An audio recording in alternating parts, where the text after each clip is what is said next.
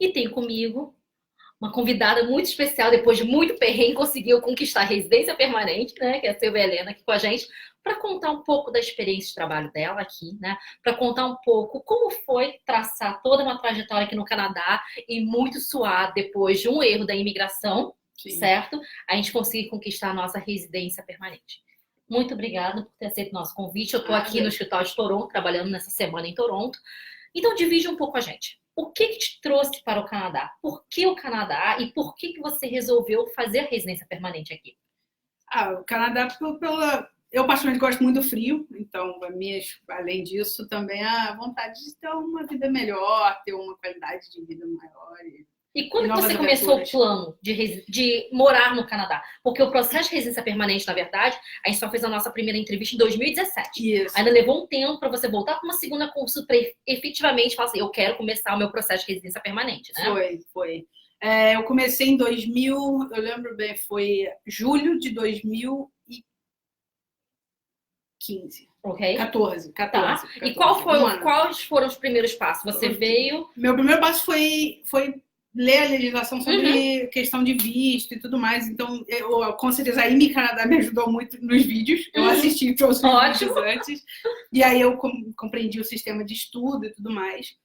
Daí eu eu vi quanto dinheiro eu tinha, fiz o IELTS, o TOEFL, lá no Brasil. Fiz o TOEFL e eu vi que tinha que estudar mais inglês, estudei mais um pouco mais. E primeiro passo, escolher a universidade e o que cabe no meu dinheiro, com a cidade, qualidade de vida e tudo mais. E a minha conclusão para mim foi que Montreal era o ideal naquela época. Porque e eu queria aprender francês, então foi custo de vida com o custo do curso, com o francês. E aí eu fui para Montreal. E acabou não ficando em Montreal, na verdade, vindo parar em Toronto, né? Mas porque eu nunca aprendi francês. Eu vivi 2 anos lá, não aprendi francês. E aí eu aprendi que pelo Express Entry era mais fácil do que pelo Quebecois. O PEC, né? O PEC. Tá. O que você veio estudar, então?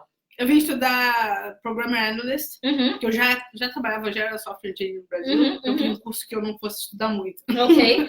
E então você veio, estudou, pegou PGWP, certo? Começou a trabalhar e aí começou, na verdade, a traçar um processo de residência permanente. Isso. Aí lá em Montreal eu descobri que eu não ia conseguir migrar para Montreal, a não ser que eu estudasse francês até os nível B2 nas 4...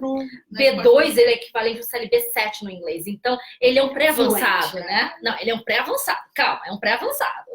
Fluente é um C1. Sim, mas é bem pré-avançado. E o que você sentiu em relação a dia a dia, diferença de Montreal para Toronto, que agora você está em Toronto?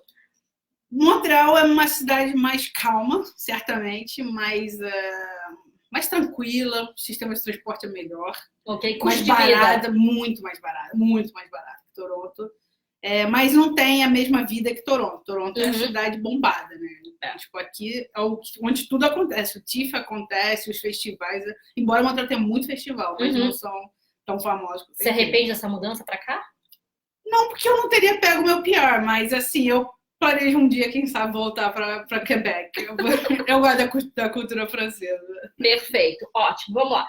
Eu montei aqui um pouco da timeline, tá? Em relação ao processo da Silvia, só para a gente entender um pouco como foi tudo, certo?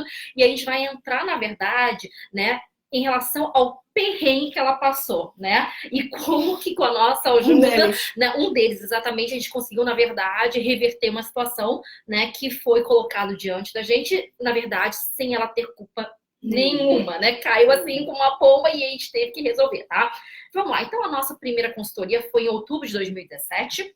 Você voltou para uma segunda consultoria em julho de 2018, certo? A gente, efetivamente, criamos o perfil, foi em... abril, eu acho. Na verdade, foi... Exatamente. A segunda consulta, na verdade, você já tinha criado o perfil. Foi em abril de 2018. Recebeu, né, o convite somente em dezembro de 2018, com a pontuação de 443 pontos, né? Proficiência de inglês, quantas vezes você fez a prova? Para chegar no meu máximo, 3. 3 vezes. E cada vez que você fazia a prova, você sentia uma melhora? Você fez aula? Como é que foi isso? Não, na real, o meu inglês, ele já era assim, bem bom. Eu fiz uma aula com amigos mesmo, tipo, para eles me corrigirem, escrita especialmente, escrita e falado, corrigirem. e eu tive uma nota muito boa no IELTS em janeiro de 2018. Perfeito. Depois eu fiz mais 2, fiz um IELTS e um CELPIP, mas nunca me fiz tão bem quanto essa primeira vez. Perfeito. Então, dezembro de 2018, com a pontuação de 443 pontos, foi quando a Silvia Helena recebeu, então, o ITA e demos entrada no processo de residência permanente. Certo? O que aconteceu? Em fevereiro, né, alguns meses depois, ok? Nós recebemos, na verdade, uma comunicação que o processo dela tinha sido cancelado. Cancelado. Né? E qual foi o motivo? Eles alegaram, na real, o motivo para mim sempre foi meio blur, mas eles alegaram que eu entrei 70 vezes nos Estados Unidos e não declarei. Exatamente. Eu declarei só 6. Exatamente. Então, na verdade, era que nós tínhamos omitido informações a eles, e era um caso, na verdade, que poderia até dar uma misrepresentation, uma série de outras coisas, onde ela não poderia mais estar aplicando até para um processo aqui dentro durante o período. Então, claro, né, tem todo aquele pânico de entender exatamente o que aconteceu, porque, em realidade, ela estava trabalhando no Brasil, né, não tinha nada disso, e você teve nos Estados Unidos. Eu tive, só que nada comparado com as 70 entradas, né, que colocaram que você tinha, né? Como é que você fez, então, para conseguir provar, certo, que não houve, né, essas entradas todas? Como a gente não entendia por que isso aconteceu, o que eu tentei me focar era em provar que eu não podia ter estado nos Estados Unidos. Então, meu primeiro passo foi pedir para meu irmão ir lá na Polícia Federal no Rio e pedir eles têm um report de entrada e saída de qualquer pessoa. Porque você chegou a pensar assim, foi clonado, na verdade, o meu passaporte, né? Meu primeiro pensamento foi clonado. Então eu falei, eu tenho que provar que não podia ser eu, seja lá quem fosse, não era eu. Daí meu irmão fez isso, eu consegui todos os meus cartões de crédito daqui do Canadá, eu mapeei um por um, mandei uma pancada de coisa para ir no Canadá, com todas as meus gastos em Montreal na época, em Toronto, minhas viagens de Uber, e às vezes que eu fui nos Estados Unidos, as passagens aéreas, com as viagens de Uber do aeroporto para minha casa, tudo, provando tudo. O que acontece, né? Quando o processo é cancelado, tá? A gente volta a estaca zero. É como se você não tivesse mais perfil, esquece o convite que você recebeu, esquece tudo, tá? Então, quando a gente recebeu essa notificação no dia 18 de fevereiro, no dia 19 a gente já tá com um novo perfil criado. Certo? Ah, sim, é verdade. Só que, foi muito boa sacada. Só que o que acontece? É claro que aquela pontuação não era uma pontuação que a gente receberia mais convite, né? Mas a gente teve que fazer isso para que ela pudesse voltar no jogo, certo? E que, claro, se houvesse oportunidade, na verdade, de receber um novo convite, a gente já sabia o que podia vir e já estaria com um pacote pronto para responder, para justificar. Tá? Relatório louco. Exatamente. Então, em alguns casos, como o dela, que ele foi cancelado, na verdade, por um motivo que é irreal e não se atendia, na verdade, né, a uma realidade, né, nós fizemos, então, um pedido de reconsideração. Tá? É um pedido, claro, é uma solicitação. Não existe nenhuma regra onde diga que, olha, o oficial obrigatoriamente tem que fazer isso. Só que nós juntamos um tanto de documento para provar. Não era ela. Então, assim, né, tem a entrada e saída do Brasil, com toda a questão de cartão de crédito daqui. Eu consegui meus pontos de quando eu trabalhava no Brasil. Exatamente. Ainda todos os meus pontos de eram entrada digitais, era biométrico de entrada e saída de uma carta de empresa dizendo que era biométrico. Eu tinha que estar presente lá para... Exatamente. Até isso eu tive que mudar. Então, são pontos que nós juntamos isso tudo de documento e nós enviamos com uma carta dizendo, olha, essa pessoa que vocês acham, né, que entrou 70 vezes, na verdade, não, houve um erro ali, né? Um clerical error, que acontece, na verdade, e a gente pede, por favor, para que você possa reavaliar, certo? Porque está prejudicando o nosso cliente. Né? Então, não existe claro, com certeza eu vou reavaliar, mas é uma coisa que a gente tinha que fazer, certo? Porque estava muito injusto aquilo dali, né? A gente teve que refazer, tá? E durante esse período de reabertura, eu até anotei umas datas aqui só para vocês entenderem, tá? Nós pedimos no dia 11 de março, ok? Com toda a documentação provando que ela não estava. No dia 13, dia 26 de março, dia 22 de abril, dia 10 de maio, foram todas as vezes que nós tentamos um contato para dizer, você recebeu? O que está acontecendo, né? E nada deles responderem, sabe? Porque eles não vão responder algo dizendo, olha, desculpa, erramos, né? Nunca recebemos isso. Mas, para nossa surpresa, em maio de 2019, eles mandaram, né, uma informação dizendo que eles tinham reaberto o seu processo. E imediatamente, logo em seguida, eles agendaram a entrevista. Né? A entrevista foi, na verdade, para finalizar, ok? Para finalizar a residência permanente. Não era uma entrevista para entender, para ela explicar absolutamente nada. Era uma entrevista para finalizar o processo e o recebimento da residência permanente que aconteceu, né? Há quase 3 meses atrás. Outra sacada muito boa que vocês tiveram foi de eu falar com o MP da minha área. Sim. E aquilo eu acho que deu uma impulsionada, porque eles me ligaram 2 vezes depois para saber, ligamos para lá, eles falaram que vão reavaliar e tal, você... Só para avisar. Eu falei, poxa, obrigada. Eu acho que a intenção da nossa live hoje também até você para compartilhar, você achou interessante, você achou importante você ter uma assessoria durante o seu processo? Com certeza. Eu não saberia nem o que fazer se eu não tivesse tido assessoria. Assim. No seu primeiro processo de estudante, acabou que você fez por conta, certo? fiz sozinha. Então, e eu aprendi a minha lição quando eu fiz o meu Post-Graduation Work Permit em Quebec e foi recusado sem nenhuma explicação. Na real, a imigração vacilou comigo sempre. Então, eles recusaram 2 vezes sem nenhuma explicação. Então, por insistência, você está aqui. Eu estou aqui porque eu não desisto. Eu não desisto. Mas foi aí quando eu fui na fronteira, me deram na fronteira e nunca, nem o guarda da fronteira soube me explicar por que foi recusado. E aí eu falei, eu nunca mais... Foi tanta emoção pra mim aquilo, que foi 10 dias antes de acabar o meu visto. Então eu falei, é muita emoção pro meu coração, eu vou arrumar uma empresa de migração, porque eu não quero morrer cedo de ataque cardíaco. Você já tá aqui há bastante tempo, certo? O que você daria, na verdade, aconselhamento às pessoas que estão hoje no Brasil ainda, né, com planejamento de virem para o Canadá? Quais são as dicas que você poderia dividir? Guarde muito dinheiro, estude inglês, francês e francês. Não vá só pelo inglês, porque o inglês é bom, mas quando você tem o francês é garantido. Assim, é como se... Sua pontuação sempre vai melhorar, porque a tendência está sendo as pontuações ficarem mais altas. Então, inglês, francês, guarde dinheiro e faça uma consultoria, porque não dá. Sozinha é muita emoção. Com consultoria já é muita emoção. Sozinha é demais. Não dá. Perfeito. O que você pode também me falar do mercado de trabalho? Porque você é de uma área bastante aquecido aqui, né? Então, como é que você se sente em relação ao mercado de trabalho? Aqui tem muito trabalho. Muito trabalho. Qualquer área de TI?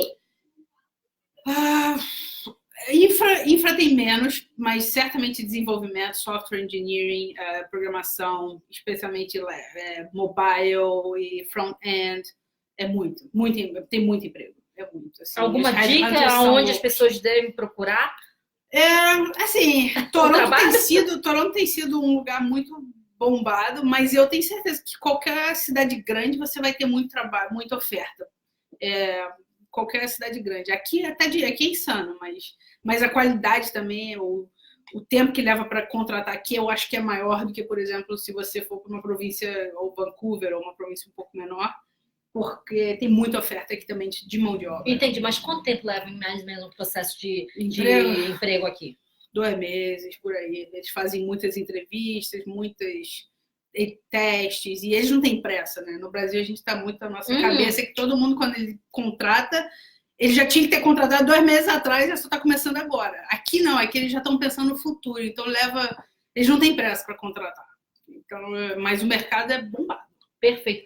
Eu acho que o pessoal, na verdade, que está assistindo a gente pelo Instagram, eles estão com algum problema em relação à transmissão, tá? Então, eu vou parar a transmissão e eu vou fazer novamente, porque provavelmente as pessoas, na verdade, tem um monte de recado. Tem até Ricardo, que é um cliente nosso de Self-Employed, né? Que está agradecendo pelo nosso suporte. Ricardo, muito obrigada e tomara que, né, tudo dê certo com o seu novo business plan. Eu vou te ligar e tá no Instagram e a gente volta em 1 segundo. Enquanto isso, o Facebook está valendo ainda, né? Pessoal, se vocês tiverem dúvidas em relação ao Express Entry, que foi o processo, né, que a Silvia Helena fez, tá? Manda pra gente, ok? Que a gente vai respondendo aqui enquanto isso. Vamos lá. Vamos tentar aqui, tá? Então, reconectando agora, né, pelo Instagram novamente. Gente, vai me avisando se vocês estão conseguindo ouvir ou não, tá? Porque pelo Facebook a conexão tá boa e é a mesma internet. Então, eu não sei se é alguma coisa com o Instagram. Vamos lá. Em relação ao processo, então, dela, certo? Foi feito através do Express Entry, nós não fizemos com auxílio de pontuação extra de província, Não. Né? Então, foi um processo onde ela tinha todos os pré-requisitos, certo? Entramos no pool, recebemos o convite e aplicamos, né? Eu pedi a ela, na verdade, né, algum aconselhamento às pessoas que estão chegando agora, certo? Ou que planejam vir, e você disse, né? A parte financeira é uma parte bem importante. Especialmente porque coisas dão errado. Nessa imigração aqui, coisas acontecem e você tem que estar preparado para isso. Você consegue dividir com a gente, como solteira, certo? O seu custo de vida, mais ou menos, mensal, no overall, para as pessoas que vêm como solteiras terem uma noção de quanto vão gastar? Olha, botando assim, eu tenho carro, o que faz a vida ser muito mais cara, especialmente em Toronto Downtown. Estacionamento também, né? Muito caro. Eu estaciono, eu tenho vaga, mas o seguro é muito caro. Uhum. Por quê? Então, assim, mas eu diria que o meu custo de vida, eu tenho 2 roommates, eu divido uma casa, 2 quartos com 2 meninas. Eu diria que 1.600, 1.700 tá ok, dá pra ver. Pagando o seguro, só de carro gasta 600. Nossa, então é muita coisa. Seguro são 300. Né? É muito caro. Se você for para Montreal, o seguro é $80. Aqui é 300. Para você já ter uma noção de quanto uma pessoa solteira gasta, tá? Uma outra pergunta que eu recebo muito é em relação eu li na internet que para eu conseguir imigrar é melhor eu como casada, tá? Não sei se eu posso concordar, na verdade, tá? Então, às vezes, até durante minha consultoria, onde a pessoa não é casada de fato no papel e também não moram juntos, ok? Então, de fato, são solteiros, eu começo a fazer uma simulação para ver quanto que essa pessoa pontuaria, né? Nem sempre casado ele vai pontuar melhor. Porque vai depender do nível de escolaridade, vai depender da proficiência de inglês, se tem experiência de trabalho no Canadá ou não, para que o acompanhante ajude você a pontuar melhor. Então, depende. Tá? Não existe uma regra fixa em relação a isso, tá? Só eu tô vendo que tem algumas perguntas em relação ao Express Entry em si, tá? Como que funciona o Express Entry? Ele é por sistema de pontuação, tá? Por isso que eu falei que ela recebeu um convite a 443, era a nota que ela tinha baseada em fatores como idade, nível de escolaridade, proficiência de inglês, proficiência de francês, experiência de trabalho no Canadá, experiência de trabalho fora do Canadá. Se tivesse uma oferta de trabalho, através de um LMIA, nós tínhamos mais pontos. Formação no Canadá, dá mais pontos. Se você tem um irmão, meio-irmão, te dá mais pontos. Então, são coisas que são fatores, né? E, claro, se você tem também uma aprovação da província, você ganha mais 600 pontos, o que faria uma total diferença, né? Mas não é o caso de todo mundo de ter essa possibilidade, tá? Tem uma pergunta do Anderson que é: quanto tempo dura mais ou menos o processo de imigração via LMIA? Vamos lá. O LMIA, tá? Ele pode ser um processo apenas temporário, ok? Então, até a empresa conseguir, na verdade, receber um LMIA, dependendo da categoria do seu NOC, se ele é pelo Global Talent ou não, 16 semanas mais ou menos de processamento. Ok? Então, se você conseguiu o LMIA, você pode vir trabalhar temporariamente no Canadá. De repente, o seu LMIA ele tem como foco em residência permanente. Então, você só pode vir começar a trabalhar uma vez sendo residente permanente. Depende do tipo de LMIA que nós vamos entrar, né? Então, isso é uma outra coisa que pode acontecer. Conta pra mim, durante o período, né, que a bomba caiu, o que passava pela sua cabeça? Como é que nós vamos resolver isso? Eu achava muito injusto. Não é possível vocês perder minha oportunidade por uma coisa que não é culpa minha, que não tem nada a ver com isso. Foi devastador, realmente. Eu fico feliz com a Fernanda, que foi suporte, né, da Silvia, na verdade. A Fernanda, durante aquele tempo todo, falou assim: não, nós vamos provar, nós vamos provar, né? Porque você não tem nada a ver com isso, você não pode, na verdade, sofrer, né, com essa questão. Foi muito triste. Pessoal que está em Toronto, tá? Essa quarta-feira eu vou estar fazendo um workshop focado em quem está na província de Ontário, já tem uma oferta de trabalho, então eu vou falar do Tech Draw da província, eu vou falar dos programas da província ligado ou não ao Express Entry, tá? Então, se vocês quiserem, entre em contato com a nossa equipe para maiores informações. Vai acontecer nessa quarta-feira, ok? Vamos lá. A Nara fez uma pergunta. Como ela disse a respeito do PGWP? Ele pode ser negado? Assim, pode, mas tecnicamente ele é tão simples que não tem base para ser negado. Você tem, né, o diploma da graduação. Essa foi a conversa que a gente teve, na verdade, foi, né? Tipo... Eu falei, foi negado por quê? Você completou o programa? Completei. Você fez de forma full-time? Fiz. Você faltou? Você tirou break? Não. As horas declaradas foram maiores, a instituição não tinha porquê. A documentação é muito simples, na verdade. Exatamente. Ninguém sabe, esse é o mistério do universo. Ninguém então, sabe explicar. Existe sim a possibilidade, claro, de um PGWP ser negado. Existe a possibilidade, porém, né, é aquela questão. Ela não desistiu, ela foi na fronteira e resolveu na fronteira, certo? Eu acho, hoje analisando, eu acho que foi porque eu inseri um documento da pessoa que eu estava trabalhando na época, e ele mandou uma carta dizendo que eu ia continuar trabalhando lá. Entendi. Talvez a pessoa que interpretou isso foi a minha opinião depois que eu conversei com o cara da fronteira. Porque ele só falou para mim assim, olha, eu não sei porque negaram, mas você tá livre para trabalhar em qualquer lugar, tá? Só para deixar claro. Eu falei, tá. Eu acho que talvez isso tenha sido alguma coisa que a pessoa... que intrigou, na verdade, a pessoa pode não ter entendido que ela tinha uma oferta, mas cadê o LMIA, né? Então não vou te dar, não sei. Foi um mistério do universo porque foi ligado. Exatamente. Então, existe essa possibilidade, sim, tá? A gente tem que analisar a documentação e uma observação bem importante. No caso, ela não, porque como solteira, o PGWP seria dado independente dela ter uma oferta de trabalho ou não, tá? O que acontece? Se você tem um acompanhante, ok? Aí sim, é importante o aluno que se formou ter uma job offer, tem que ser no NOC 0 A ou B, não importa se é part-time ou full-time, e tem que ter, em adicional, 3 paychecks para poder acompanhar o processo, para poder estender, então, do acompanhante.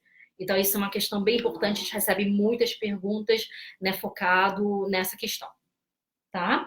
Pessoal, a gente vai ficando por aqui. Agradeço todo mundo que está participando. Agradeço demais você por ter tirado um pouquinho do seu tempo, super busy aqui, para me encontrar, para a gente poder colocar também um pouco essa questão do sim, né? Nem sempre as coisas são justas. Não. Acontece erros, sim. A imigração pode cometer um erro, mas, né, a gente tem que correr atrás. Consultoria, você sabe como correr. Sozinha, eu sentaria e choraria.